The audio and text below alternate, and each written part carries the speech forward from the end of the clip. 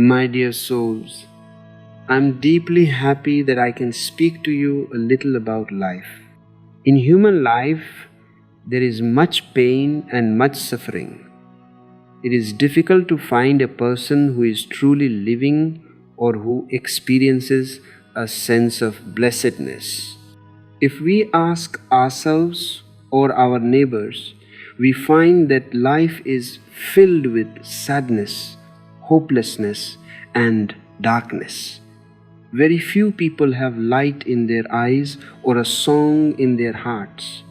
It is natural that we carry our lives like a heavy burden, and what we call life is actually just a long, gradual death. From the moment of birth until the moment of death, we are simply dying slowly. Every day we move closer to the grave, and whether we accumulate wealth, fame, knowledge, or even practice renunciation, most people eventually just arrive at the mouth of death without ever having truly lived. I will tell you a story from Damascus. A powerful king once dreamed death was standing before him. Death said, "I will meet you this evening at a specific place to take you." Terrified, the king woke up and called his advisors. They told him to flee as far as possible. The king took his fastest horse and rode hundreds of miles to a distant garden, thinking he had escaped. But as the sun set and he arrived at the garden, he found death waiting for him there. Death said, "I was surprised to see you in the palace this morning, because our appointment was for this very garden this evening. You have traveled all day just to reach your destination. We are all like that king. Our very act of running away brings us closer to death. We spend our lives gathering things that death will eventually snatch away. If death can take what you have gathered, then your hands will be empty in the end. Consider Alexander the Great. When he was leaving India, he wanted to take a real sannyasi back to Greece. He found one living by a river and ordered him to come along. When the sannyasi refused, Alexander drew his sword and threatened to kill him. The sannyasi laughed and said, "You can cut this body into pieces, but I am not the body. You will see my head fall, and I will also see my head fall, for I am the witness." Alexander realized he could carry away beggars, but he could not force a real sannyasi, for a sannyasi is one who has lost the fear of death. Most of you live in fear because you think you are the body. You are afraid of being alone because in solitude you must face your own sick consciousness. You hide your inner leprosy under beautiful clothes and keep yourselves busy with shops, fame, and temples just to avoid looking inward. You are like a person who keeps their house dark and searches for their lost soul in the bright marketplace because it is easier to see there. There is a difference between Sukh, happiness, and Shanti. Happiness is a state of excitement, much like sadness. If you have too much happiness, the shock could kill you. They are two sides of the same coin. I tell you the story of the fish seller woman. She stayed overnight at a flower seller's house and could not sleep because the fragrance of the flowers was too strange for her. She only found rest when she sprinkled water on her empty, smelly fish basket and kept it near her nose.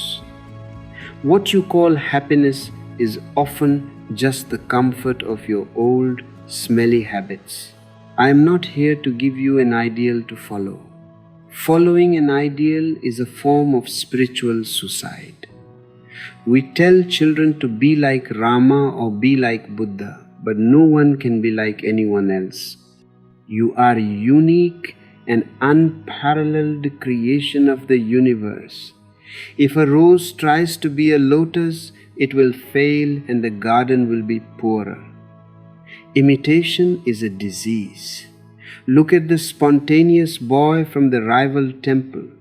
Every day, a scholarly boy would prepare dead answers from his teacher to defeat him, but the spontaneous boy would always change his answer based on the fresh moment. When asked where he was going, he said, "Wherever the wind takes me." When the scholar asked, "What if there is no wind?" the boy replied, "Wherever my feet take me." Life is a dynamic flow, and your learned knowledge is dead. I do not ask you to leave the world. I ask you to become a witness, Sakshi. Look at Kabir's son, Kamal. When a king offered him a precious diamond, Kamal called it a stone and told the king to just leave it in the thatch of his hut. Months later, the diamond was still there, untouched. This is true non-attachment, not a struggle to give things up, but a state of awareness where gold and stone hold the same value. Think of the monk Nagarjuna and the thief. The thief asked how to find peace. Nagarjuna told him, "I don't care if you steal, but do it with total awareness." The thief returned later and said, "You have ruined my profession. When I am fully conscious, my hands refuse to move. I can have my greed or my awareness, but I cannot have both." Awareness is the only discipline you need. To transform, remember three keys: peace, awareness, and emptiness. Peace comes from accepting yourself exactly as you are without trying to be someone else. Awareness comes from living in the now rather than in memories or future dreams. Emptiness is the dropping of the ego. When the small candle of the I is blown out, the moonlight of the entire universe enters your room. I don't want you to believe me. If you believe me, you will remain blind. I want you to experiment with your own consciousness. Truth cannot be borrowed. It must be experienced. Go within, and you will find that you were never a beggar, but always a king. I salute the divine dwelling within you.